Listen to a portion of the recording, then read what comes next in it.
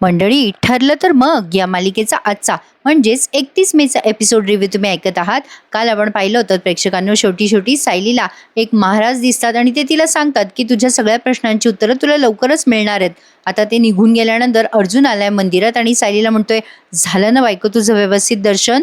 कालच्या प्रमाणे आजचा भाग पण त्यांनी चांगला दाखवलाय बरं का. अर्जुन सायलीशी बोलायचा प्रयत्न करत असतो पण सायलीची तंद्री लागलेली असते देवाच्या मूर्तीकडे.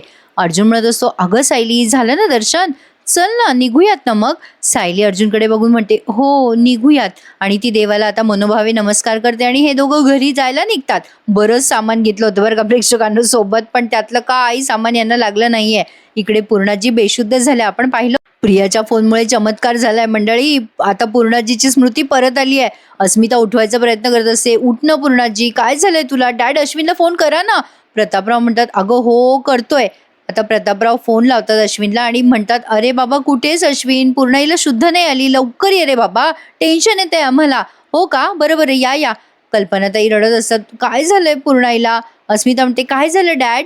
प्रतापराव म्हणतात, अगं अश्विन आलाय गेटपर्यंत आणि डॉक्टर बेडेकर पण आहे त्यांच्यासोबत. तेवढ्यात अश्विन पटकन घरात आलाय बरं का आणि चेक करतोय पूर्णाजीला. आल्या आल्या अश्विन म्हणतो, उघड ग पूर्णाजी, डोळे उघड. पूर्णाजी बेशुद्ध झालेले असतात. त्या डॉक्टर आहेत ना, त्या विचारतात, काय झालं अन्नपूर्णा मॅडमला? आता या कल्पनाताई म्हणतात, काहीच माहिती नाही हो, आम्ही खाली गेलो तेव्हा त्या बेशुद्ध पडलेल्या होत्या, त्यांना बहुतेक चक्कर आली असावी. अश्विन चेक करतोय, पूर्णाजीचा बीपी हाय झाला होता पण आता तो नॉर्मल आहे असं तो सांगतो आता सगळ्यांना. प्रतापराव विचारत असतात काळजीने, काय रे बाबा अश्विन, काय झालं? अश्विन म्हणतो, काही नाही डॅड, बहुतेक पूर्णाजीचा बीपी हाय झाला होता. अश्विन आता त्या डॉक्टरांना विचारतो, डॉक्टर सरिता, असा कसा पूर्णाजीचा बीपी हाय झाला? नाही म्हणजे तिची औषधं तर व्यवस्थित सुरू आहे, असं शूटअप होऊ शकत नाही कधीच बीपी लगेच. त्यावर त्या डॉक्टर म्हणतात, त्यांना मागच्या वेळेला धक्का बसला होता म्हणून तसं झालं होतं, यावेळी काही धक्का बसला का? म्हणजे तसं काही झालं का घरात? अश्विन आता विचारतो प्रतापरावांना आणि कल्पनाताईंना, मम्मा डॅड, काही झालं का घरामध्ये? म्हणजे काही प्रॉब्लेम झाला, आजीला धक्का बसला तर? प्रतापराव म्हणतात, नाही रे बाबा, काहीच झालं नाही घरात, सगळं नॉर्मल आहे. आता इकडे सायली अर्जुन निघाले आहेत घरी यायसाठी. गाडीमध्ये प्रवास सुरू आहे. गाडीत बसलेले असताना अर्जुनच्या मोबाईलचा गजर वाजतो. अर्जुनने सायलीसाठी ते गजर लावलेत ना, तर त्यातला एक गजर वाजतो. अर्जुन म्हणतो, बायको लाडू खायची वेळ झाली आहे, चल खा बरं. सायली आता गपचूप तो लाडू खाऊन घेते. मग अर्जुन म्हणतो, कमाल आहे बायको तुझी, आज तू काही वाद नाही घातलास माझ्याशी, म्हणजे असं का करताय वगैरे वगैरे. सायली म्हणते, बोलून काही उपयोग आहे का? जाऊ द्या, काय बोलू परत परत. अर्जुन म्हणतो, जेव्हा आपलं बाळ हेल्दी होईल ना, तेव्हा तुला कळेल मी तुझी एवढी काळजी का घेतोय ते. पण मला खरंच सांग सायली, तुला मम्माने सांगितलं का मंदिराबद्दल? खरं सांग. सायली म्हणते, नाही हो, मला काही सांगितलं नाही आईंनी. मग अर्जुन म्हणतो, मग तू मधुभाऊन सोबत आली असशील या मंदिरात ना? सायली म्हणते, नाही हो, आम्ही पनवेलच्या बाहेर फारशी गेलेली नाहीये, म्हणजे मी या मंदिरात यायचा प्रश्नच नाहीये. आम्ही नव्हतो जात कुठे एवढ्या लांब मधुभाऊन. आणि तसंही मी या देवळात गेलेली असते तर मी म्हटले असते ना आईंना की मी या देवळात आधी गेलेली आहे. मी कुठे या देवळात आधी गेली आहे? नाही गेली आहे हो. अर्जुन म्हणतो, मग तुझ्या मंदिरात त्या मंदिराची ब्लूप्रिंट कशी होती? त्यावर सायली म्हणते, नाही हो, मला नाही माहिती. अर्जुन आपला त्याचंच रेटतो, अगं तू गंमत करतेस ना माझी, मला माहिती तू गेली होतीस मंदिरात. सायली आता मनात विचार करते. आता मी यांना सांगू तर कसं सांगू की मी कधीच त्या मंदिरात गेले नाही, पण तरी सुद्धा मला ते मंदिर अगदी बघितल्यासारखं वाटतंय. काय सांगू यांना? आता सायलीला ते सगळे भास व्हायला लागतात बरं का. सायलीला आता ते तन्वी दिसते ना तिथे, ते रविराज प्रतिमा त्यासोबतची छोटी तन्वी, ते सगळं तिला पुन्हा पुन्हा आठवतं. तिला मंदिरात जे जे अनुभवलं ते सगळं आठवत असते ती, आणि आता त्यामुळे तिला आणखीन डिस्टर्ब झाल्यासारखं वाटतंय. सायली आता हे सगळं आठवून विचार करते, यांना माझ्या मनातलं सगळं सांगू का? मला ती छोटी मुलगी दिसते वगैरे वगैरे, पण हे माझं बोलणं ऐकतील का? का माझं बोलणं खोडून काढतील? ते महाराज मला असं का म्हणाले की मी आजवर जे जे उपभोगलेलं नाहीये ते सगळं मला मिळणार आहे? हे जे काही आहे ते सांगावं लागेल ह्यांना, असं सायली मनात विचार करत असते बरं का. हे सगळे भास तिला आठवत असतात आणि ती असा विचार करत असते. अर्जुन म्हणतो, बायको काय झालं, कसला विचार करतेस, शेअर कर ना माझ्याशी. सायली आता विचार करायला लागते, सांगून टाकू का यांना? पण यांनी माझं बोलणं खोडलं तर? मध्येच आता एक सीन घेतलाय, अर्जुनचा विरोध आहे ना सायलीला आता, सॉरी, हरवलेल्या तन्वीला आता पुन्हा शोधण्यासाठी. तर सायलीला ते सगळं अर्जुनचं बोलणं वगैरे आठवतं बरं का, आणि ती विचारात पडते, यांना सांगू की नको? जाऊ दे, सांगूनच टाकते असं म्हणून आता ती अर्जुनला सांगणार. तेवढ्यात अर्जुनच्या फोनवर कल्पनाताईंचा फोन आलाय बरं का. कल्पनाताई घाबरून म्हणतात, अर्जुन, अरे कुठे आहात तुम्ही? अर्जुन म्हणतो, मम्मा आम्ही ऑन द वे आहोत, पोहोचूच थोड्या वेळात. काय झालं मम्मा? कल्पनाताई म्हणतात, "अरे, आम्ही सगळे खूप वाट बघतोय तुमची." त्यावर आता प्रतापराव येतात मध्येच आणि कल्पना त्यांचा फोन म्यूट करतात आणि म्हणतात, "कल्पना थांब जरा. ते दोघे बाहेर आहेत ना, कशाला त्यांना काळजीत टाकतेस? ते घरी आल्यावर कळेलच ना त्यांना पूर्णाईला बरं नाहीये ते." मग कल्पनाताई म्हणतात, "बरं ठीक आहे, नाही सांगत त्यांना." मग लगेच नॉर्मल होऊन बोलतात कल्पनाताई फोनवर. मग लगेच कल्पनाताई म्हणतात, "अरे अर्जुन, ते सहज फोन केला मी तुला. सायली बरी आहे ना? काही त्रास नाही ना झाला तिला?" अर्जुन म्हणतो, "हो मम्मा, सायली बरी आहे." मग पुन्हा त्या विचारतात, "काय रे बाबा, कुठे आहात तुम्ही? पोहोचताय का घरी? या लवकर हां, आम्ही वाट बघतोय." अर्जुन म्हणतो, "हो मम्मा, थोड्या वेळात आम्ही पोहोचूच." असं म्हणून आता तो फोन ठेवून देतो. पण अर्जुन सायलीला वाटतं, की कल्पनाताई पॅनिक झालेल्या होत्या. त्या बोलल्याच तशा सुरुवातीला मंडळी. आता सायली म्हणते, "हो ना, मला पण असंच वाटतंय. काही झालं असेल का घरी? अहो, मला तर भीती वाटते बरं का. आपण आता ना पटकन घरी जाऊ न थांबता." अर्जुन म्हणतो, "बरं, बरं, तू शांत राहा. मी चालवतोय पटापट गाडी." असं म्हणून आता त्यांनी हा सीन संपवला.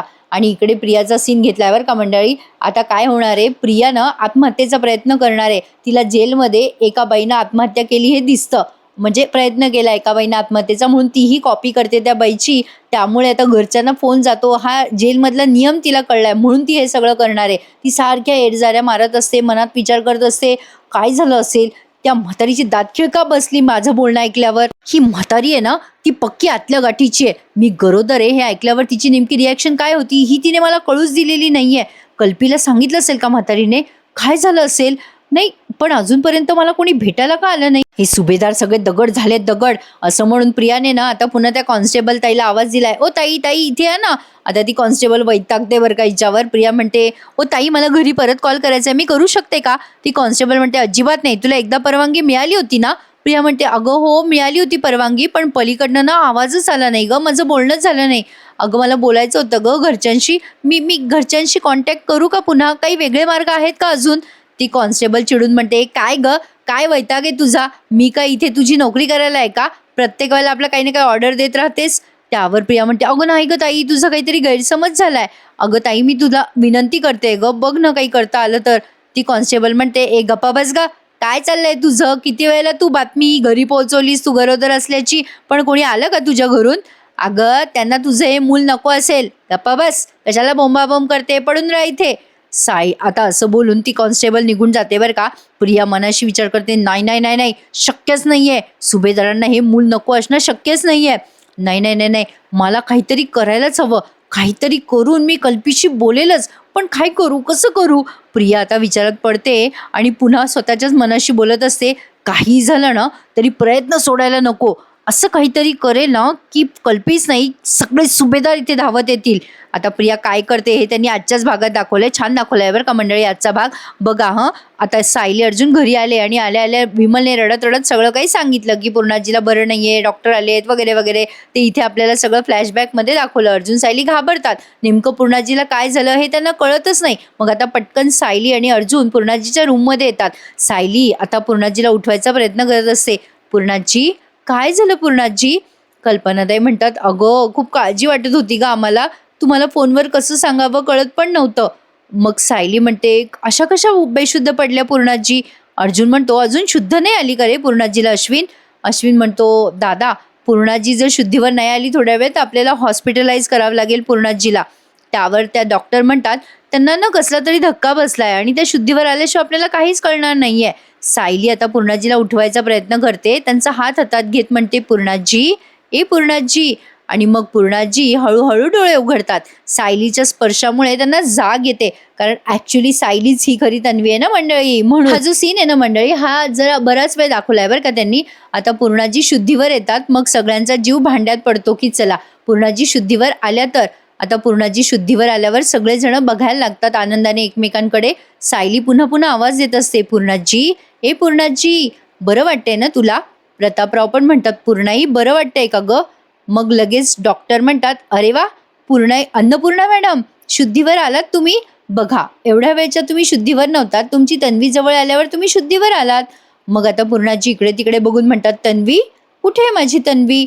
मग सगळेजण बघायला लागतात पूर्णाजीकडे आश्चर्याने. आता हे काय नवीन तमाशा बाबा? त्या डॉक्टर म्हणतात, "असं काय करता अन्नपूर्णा मॅडम? ही काय तुमची लाडकी तन्वी तुमच्या समोरच बसली आहे ना?" त्यावर पूर्णाजी म्हणतात, लाडकी तर आहे ही, पण माझी तन्वी नाहीये ही. ही सायली आहे माझी." पूर्णाजी आता पहिल्यासारख्या नॉर्मल झाल्यावर का मंडळी. सगळेजण आश्चर्याने बघायला लागतात पूर्णाजीच्या या वाक्यावर त्यांच्याकडे. डॉक्टर म्हणतात, तुम्हाला यांचं नाव आठवतंय का? पूर्णाजी म्हणतात, आठवतंय म्हणजे? न आठवायला काय झालं नाव? त्यावर डॉक्टर म्हणतात, तन्वी कुठे मग अन्नपूर्णा मॅडम? त्यावर आता पूर्णाजी म्हणतात, तन्वी कुठे हे कोणालाच माहिती नाहीये. नाही, ती तर अपघातानंतर परत आलीच नाहीये. तिच्या जागी ती प्रिया नावाची खोटारडी मुलगी आमच्या घरात शिरली. ती तन्वी म्हणून वावरली आमच्या घरात. पण सायली अर्जुनने तिचा खोटेपणा आमच्या समोर आणला आणि तिला हकलवून लावली. बरंच झालं जे झालं ते, असं पूर्णाजी सगळ्यांना बोलत असतात बरं का, अगदी नॉर्मल होऊन. आणि म्हणत असतात, पण माझी तन्वी कुठे असेल, काय करत असेल, ती कशी जगत असेल? प्रतापराव म्हणतात, तुला सगळं आठवतंय का गं पूर्णाई? मग पूर्णाजी म्हणतात, हो आठवतंय म्हणजे? पण त्या प्रियाने जे केलं ते भयानक होतं. तिला हाकलून किती दिवस झाले रे प्रताप? असं त्या विचारतात बरं का प्रतापरावांना. मग लगेच या डॉक्टर म्हणतात, अन्नपूर्णा मॅडम, तुम्ही अशा कशा बेशुद्ध झालात? काही झालं होतं का? मग पूर्णाजी आठवायचा प्रयत्न करतात. त्या म्हणतात, मी बाहेर होते, कोणाचा तरी कॉल आला, मला अचानक जागच आली मग, असं त्या बोलायला लागतात अर्धवट. म्हणजे प्रियाचा कॉल त्या जाणून बुजून विसरल्या आहेत की त्या मुद्दाम सांगत नाहीये किंवा त्यांना आठवत नाहीये हे नेमकं क्लिअर झालं नाहीये बरं का मंडळी. पण मला असं वाटतं की पूर्णाजींना कळलं असावं हे सगळं. मग त्या डॉक्टर म्हणतात, हरकत नाहीये मॅडम, तुम्ही आता ताण देऊ नका, झोपा आता. मग आता अर्जुन म्हणतो, पूर्णाजी तू आराम कर, आम्ही बाहेर आहोत. मग या पूर्णाजी म्हणतात, सायली बरं झालं बाई तू आमचे डोळे उघडलेस, नाहीतर त्या प्रियाने काय काय केलं असतं ते देवासच ठाऊक. सायली आता मनात विचार करते, पूर्णाजी बऱ्या झाल्या याचा तर मला आनंद व्हायला हवा ना, पण त्या सायली म्हणून मला हाक मारताय तर मला त्रास होतोय. मग या डॉक्टर म्हणतात, चला चला बाहेर बसा. सगळेजण बाहेर बसलेत. इकडे चैतन्य अर्जुनच्या ऑफिसमध्ये काम करत असतो. तेवढ्यात त्याला एक लिफाफा येतो. लिफाफ्यामध्ये अस्मिताच्या उद्याच्या कोर्टची हिअरिंग आहे, म्हणजे तिचं ते घटस्फोटाचं चालू आहे ना केस, त्याची हिअरिंगची तारीख येते. आता ती तारीख बघून चैतन्याला नवल वाटते. तो विचार करतो, उद्याच्या उद्या कोणी घेतली तारीख अस्मिताताईच्या या घटस्फोटाच्या हिअरिंगची? चैतन्याला वाटतं कोर्टात फोन करून विचारावं, म्हणून त्याने कोर्टात विचारलं की ही उद्याची तारीख अर्जंट कोणी घेतली? अर्जुनने तर घेतली नाहीये. मग कोर्टातनं त्याला कळतं की सचिन दीक्षितने तारीख घेतली आहे. ते ऐकून तो आश्चर्यचकित होत म्हणतो, काय? बरं बरं ठीक आहे ठीक आहे. चैतन्य आता मनाशीच बोलतो, बाप रे, या सचिनने उद्याच्या उद्या कोर्टाची तारीख का घेतली असेल? काही पुरावा असेल का त्याच्याकडे? अर्जुनला सांगू का? पण नको, अर्जुनला फोन केला तर तो रस्त्यात आहे, तो इथे पोहोचला की मग सांगतो. तो कुलदेवतेच्या दर्शनाला गेलाय ना, असं म्हणून चैतन्याने आता फोन ठेवून दिलाय त्याचा बाजूला. थोडक्यात काय, आता उद्या त्या कोर्टाचंच हिअरिंगचं बराच तमाशा आहे बरं का मंडळी, आणि काहीतरी इंटरेस्टिंग घडणार आहे त्या कोर्टाच्या हिअरिंगमध्ये. इकडे महिपत आणि सचिनचं बोलणं दाखवलंय बरं का प्रेक्षकांनो. हा सीन भारी दाखवलाय त्यांनी. महिपतचे सगळे सीनच भारी असतात. सचिन म्हणत असतो, अण्णा तुम्हाला जेलमध्ये साक्षात्कार झाला? महिपत म्हणत असतो सचिनला, हो तेच, मला साक्षात्कारच झाला. मी जेलमध्ये गाढ झोपलो होतो आणि भगभगीत प्रकाश दिसला मला. झोपेतून मी उठलो तेव्हा बघितलं तर काय, माझ्यासमोर असं मोठी दाढी मिशावाला एक मोठा बाबा होता. तो मला म्हणाला, मैपत शिकरे, चांगल्या मार्गावर चाल, वाईट मार्ग सोडून दे, असं म्हणाला तो. सचिन म्हणतो, अण्णा तुम्हाला स्वप्न पडलं ना? मैपत म्हणतो, खरं रे बाबा दीक्षित, मी खरं सांगतोय, म्हणूनच तर मी हे सगळं सोडून दिलं ना. अरे दीक्षित, दुसऱ्या दिवशी आमच्या जेलामध्ये 2 कैदी त्या बाबाबद्दल बोलताना मी ऐकले. तर मी विचारलं त्यांना, कोण आहे ते बाबा? तर त्यांनी मला सांगितलं की ते बहुगुणी बाबा आहेत. सचिन हसून म्हणतो, काय, कोणते बाबा? महिपत म्हणतो, बहुगुणी बाबा. बहुगुणी नावाचे बाबा सिद्ध पुरुष आहेत ते. सचिन हसायला लागतो, काय बहुगुणी बाबा? काय हे अण्णा, काही पण काय? महिपत म्हणतो, अरे बाबा हसण्यासारखी गोष्ट नाहीये दीक्षित. अरे मी त्यांच्याबद्दल चौकशी केली जेलमध्ये. म्हणजे मी तुला सांगतो, ते आले ना की त्यांच्या चरणाशी मी दीक्षा घेणार आहे रे. खरं सांगतोय तुला, मला भेटायचंय त्या बाबांना. सचिन म्हणतो, काय तुम्ही पण, तुमच्यासमोर एवढा दीक्षित आहे आणि तुम्हाला दीक्षेची काय गरज आहे अण्णा? महिपत म्हणतो, ए बाबा ए दीक्षित, बहुगुणी बाबाबद्दल अशा बतावण्या करू नको रे बाबा. दीक्षित म्हणजे सचिन हसायला लागतो. तेवढ्यात आता त्याचं लेटर आलंय बरं का कोर्टाचं. लेटरमध्ये त्याची उद्याची कोर्टाची तारीख आहे वगैरे ते इन्व्हलप आलंय. सचिन ते आता वाचतो आणि महिपत विचारतो, काय रे बाबा काय आलंय ते?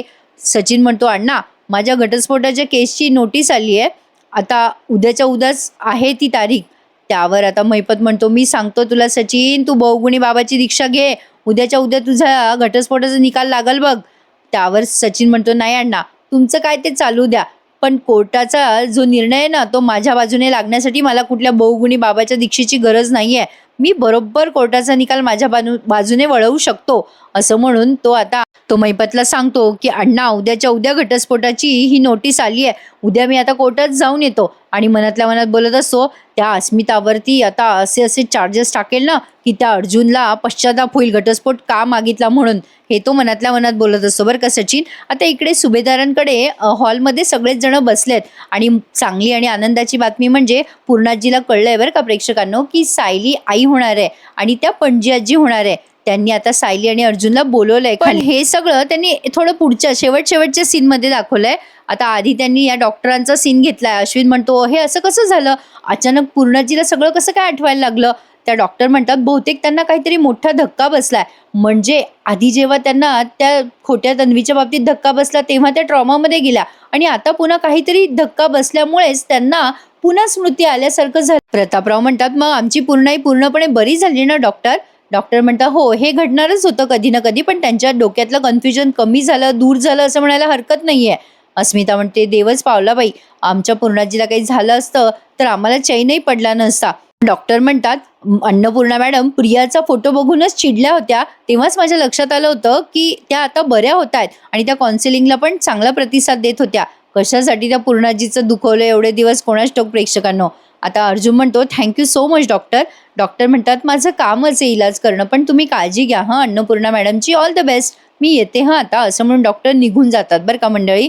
आता त्या डॉक्टर गेल्यानंतर यांची चर्चा होते, कोणाचा फोन आला, काय झालं वगैरे वगैरे. कल्पनाताई म्हणतात, हे सगळं ठीक आहे, पण नेमकं आपल्या पूर्णाईला धक्का तरी कसला बसता. सायली म्हणते, आई आम्ही बाहेर गेल्यावर घरात काही घडलं का. सांगतात की माझा फोन वाजला होता तेव्हा मी म्हटलं होतं पूर्णाईला की तुम्हीच फोन उचला. अर्जुन म्हणतो, मम्मा मग तो फोन कोणाचा होता, त्या फोनवर तिने काही शॉकिंग ऐकलं का. कल्पनाताई म्हणतात, माहिती नाही रे बाबा कोणाचा फोन होता काय, मी पाहिलंच नाही रे कोणाचा फोन होता ते. अश्विन म्हणतो, मला असं वाटतं आपण मम्माचा कॉल लॉग चेक करूयात. अर्जुन म्हणतो, हो आण बरं मम्मा तुझा फोन इकडे. आता अर्जुन कल्पनाताईंचा शेवटचा कॉल लॉग बघतो तर तो अननोन नंबर असतो. साहजिक आहे, जेलमधनं आलेला फोन येतो प्रियाचा. आता अर्जुन म्हणतो, मी एक काम करतो, हा नंबर नोट डाऊन करतो आणि बघतो कोणाचा नंबर आहे. ते एक बरं झालं प्रेक्षकांनो. आता अर्जुनलाच कळलंय बरं का प्रेक्षकांनो तो नंबर कोणाचा आहे. म्हणजे अर्जुनला कळेलच प्रिया वारंवार प्रयत्न करते सुभेदारांना सांगण्याचा, किती गरोदर आहे. अर्जुन म्हणतो, मम्मा मी बघतो कोणाचा फोन नंबर येते. आता अर्जुनला तेवढ्यात फोन आलाय चैतन्याचा बरं का. त्याने तो नंबर नोट डाऊन केला आणि कल्पनाताईंना फोन परत दिला. अर्जुन रिसीव्ह करतो चैतन्याचा कॉल आणि म्हणतो, काय झालं चैतन्य, काय, बरं बरं ठीक आहे असं म्हणून तो आता फोन ठेवून देतो आणि आता सांगतो चैतन्याला, मी तयारी करतो हां उद्याची. आणि आता सगळ्यांना सांगतो, मम्मा डॅड चैतन्याचा फोन होता, सचिनने घटस्फोटासाठी उद्याचीच तारीख मागून घेतली आहे कोर्टाकडे. आता सगळ्यांना आश्चर्य वाटतंय, बापरे हे काय नवीन आता वाढून ठेवलंय. पण आता अश्विन म्हणतो, एवढी कसली घाई झाली आहे त्या सचिनला की उद्याच्या उद्या त्याने तारीख मागितली. अस्मिता म्हणते, मला घटस्फोट द्यायची घाई झाली असेल ना त्याला, बरंच झालं एक अर्थी. नाही मलाही आता हे असं झालंय की हे डिवोर्स प्रकरण लवकरात लवकर संपवावं. अर्जुन म्हणतो, या सचिनच्या डोक्यात नेमकं चाललंय तरी काय, पण तो उद्यासाठी काहीतरी मोठा प्लॅन करतोय हे मात्र नक्की. काय आहे ना प्रेक्षकांनो, आज पण खूप मोठा एपिसोड दाखवलाय त्यांनी, 30 मिनिटाचा एपिसोड आहे आणि आपण जवळजवळ 25-26 मिनिटात तो पूर्ण करतोय. चला तर मग आता पुढचा सीन बघतोय आपण. प्रियाच्या जेलमध्ये एक नवीन बाई आली आहे बरं का. ती जेलर त्या बाईला ओरडत म्हणते, शांत बसायचं का इथे, नाटकं नाही करायचे. आता ते जेलचं दार लावून घेतात, कुलूप लावतात ते. प्रिया जेवत असते आणि जेवता जेवता अचानक तिच्या डोक्यात चालू असतं की मी काय करू आणि माझी ही बातमी सुभेदारांकडे कशी पोहोचू, काय करू, असे बरेच विचार तिच्या मनात चालू असतात. तेवढ्यात तिच्या जेलच्या समोरच एका बाईने आत्महत्येचा प्रयत्न केला. ती कॉन्स्टेबल त्या बाईला उचलताना म्हणते, बापरे आता हिच्या घरच्यांना कळवावं लागेल हिने आत्महत्येचा प्रयत्न केला म्हणून. आता ते वाक्य प्रियाच्या कानावर पडतं आणि प्रियाच्या लक्षात येतं की असं काही झालं तर घरी कळवतात, म्हणून प्रिया आता आत्महत्या करायचा प्रयत्न करणार आहे प्रेक्षकांनो. आणि आता ती ठरवते की ह्या बाईप्रमाणेच मीही केलं असं तर, म्हणजे आता आत्महत्या केली की त्या बाईच्या घरी सांगितलं जाणार ना.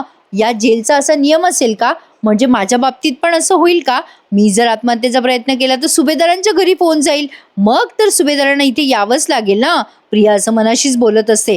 आणि आता इथे पुढच्या सीनमध्ये आपण बघतोय अर्जुन आणि सायली नेलेलं ते सामान रिकामं करत करत बोलत असतात. समोर त्यांच्या बॅगा आहेत बरं का आणि त्या बॅगा रिकामं करत करत अर्जुन आणि सायली एकमेकांशी बोलतात. अर्जुन म्हणतो, मला टेन्शनच आलं होतं बायको, म्हणजे पूर्णाजी जर नेहमीच तुला तन्वी समजत राहिली असती तर किती प्रॉब्लेम झाला असता, किती त्रास झाला असता तुला सांग बरं. आता तो सगळं आवरून सावरून बसतो सायलीजवळ आणि म्हणतो, बरंच झालं आपल्या पूर्णाजीने सायलीला छान ट्रीट केलं आणि ती बरी झाली. सायली म्हणते, आपल्या पूर्णाजी बऱ्या झाल्या याचा मला आनंदच आहे, पण मला आता त्यांच्यासमोर तन्वी म्हणून वावरायला त्रास नव्हता होत ना. मला त्या तन्वी म्हणून हाक मारायच्या ना तर मला खूप छान वाटायचं. त्यानिमित्ताने तन्वीवरचं त्यांचं प्रेम मला अनुभवायला मिळायचं. अर्जुन म्हणतो, हो पण तुला त्रास व्हायचा ना या सगळ्याचा. सायली म्हणते, नाही हो, मला छान वाटत होतं तन्वी म्हणून त्यांच्यासमोर मिरवायला. अर्जुन म्हणतो, हो का, बरं, पण तुझं 9 महिन्याने पोट दिसलं असतं सायली, तेव्हा तू काय सांगितलं असतंस पूर्णाजीला, तू प्रेग्नंट आहेस म्हणून? सायली म्हणते, हां तेव्हा उडाला असता गोंधळ, पण आता काही टेन्शन नाही आहे. अर्जुन आता ती राहिलेली बॅग उचलायला जातो तेव्हा सायली उचलत असते बरं का ती बॅग, म्हणून तो ओरडतो आणि म्हणतो, काय चाललंय तुझं बायको, हे कशाला उचलतेस, किती जड आहे ती बॅग. सायली म्हणते, अहो रिकामी बॅग आहे ना ती. अर्जुन म्हणतो, ते काही असू दे, रिकामी भरलेली जड, तू बस बरं खाली बायको, बस मी उचलतो. मला माहिती आहे तू मला इग्नोर करतेस ना बायको, पण माझं बरोबर लक्ष आहे तुझ्याकडे. आता तो बॅगा सगळ्या वर ठेवून देतो रिकामा केलेल्या आणि आता सायलीला म्हणत असतो, बायको आता तू काहीही असं जड उचलायचं नाहीये, काळजी घ्यायची आहे स्वतःची. सायली म्हणते, मी देते ना माझ्याकडे लक्ष, एक रिकामी बॅग उचलली असती तर आभाळ नसतं कोसळलं. आता तेवढ्यात कल्पना ते आवाज देतात या दोघांना, खाली अरे पोरांनो. अर्जुन म्हणतो, चल आता खाली उचलू का तुला. सायली म्हणते, आता अति नका करू हा. आता पूर्णाजीने या दोघांना खाली बोलवलंय बरं का. सायली अर्जुन खाली आल्या आल्या पूर्णाजी म्हणतात, सायली बेटा तुमचं अभिनंदन, माझी सायली गरोदर आहे ना. अगं बस बरं माझ्याजवळ बेटा. बघ कसं तेज आलंय तुझ्या चेहऱ्यावर, ते होणाऱ्या आईचा चेहरा असा उजळून निघतोच बरं का सायली. आता अर्जुन पण लाजत असतो बरं का मंडळी. आता पूर्णाजी म्हणतात, ए बेटा तुला काय वाटलं, मला माहिती नाही मी पणजी होणार आहे ते. अस्मिता म्हणते, अर्जुन अरे तू का लाजतोयस, किती लाल लाल झाले तुझे गाल लाजून लाजून. अश्विनला खूप कसं तरी होत असतं, तो पण समोरच आहे. पूर्णाजी जेव्हा अर्जुन आणि सायलीला जवळ घेऊन त्यांचे लाड करतात ना तेव्हा खूप कसं तरी होतं अश्विनला. अर्जुन म्हणतो, पूर्णाजी मला तुला सांगायचं होतं ग, पण तुला बरं नव्हतं वाटत ना. पूर्णाजी म्हणतं, हरकत नाहीये रे पोरांनो, तुम्ही मला किती मोठी बातमी दिली आहे, मी कशाला चिडेल तुमच्यावर. पण माझी तन्वी कुठे हे कोणालाच माहिती नाहीये रे, या गोष्टीचा त्रास होतोच. खात्री आहे माझी तन्वी कुठेतरी असेलच, ती मला भेटेल की नाही मला सांगता येणार नाही. पण सायली बेटा, मनापासून मला असं वाटतंय की तुझ्या पोटी मुलीचा जन्म व्हावा, माझ्यासाठी ही माझी तन्वीच असेल. बापरे प्रेक्षकांनो, आता किती लांब आपल्याला मालिका बघायची आहे कोणास ठाऊक. पूर्णाजी म्हणतात, माझ्या तन्वीचं लहानपणी मला कोड कौतुक नाही न करता आलं, म्हणून देवाने पुन्हा माझ्या तन्वीच्या रूपात सायलीचं बाळ पाठवलं असेल. सायली आता मनात विचार करते, त्या दिवशी प्रतिमात्या पण हेच म्हणाल्या. या दोघींना कसं काय एवढं ठामपणे वाटतंय की तन्वीच माझ्या पोटी जन्माला येईल, म्हणजे माझा आणि तन्वीचा पुन्हा काहीतरी संबंध जोडला जातोय का, असं का होत असेल. आता या सीनमध्ये आपण बघतोय सकाळ झाली आहे आणि सकाळी सकाळी प्रतिमा आत्या आल्यात सायलीला भेटायला आणि म्हणतात, येऊ का सायली. सायली खुश होऊन म्हणते, अरे वा प्रतिमा आत्या, मी तुम्हाला कॉलच करणार होते. प्रतिमा आत्या म्हणतात, अगं मला आला होता कल्पनाचा कॉल, तिने मला सांगितलं की पूर्णाईला बरं वाटते, तिने ओळखलं म्हणे तुला सायली म्हणून. मग सायली म्हणते, हो आत्या ते तर आहे. प्रतिमा आत्या म्हणतात, पूर्णाई कुठे.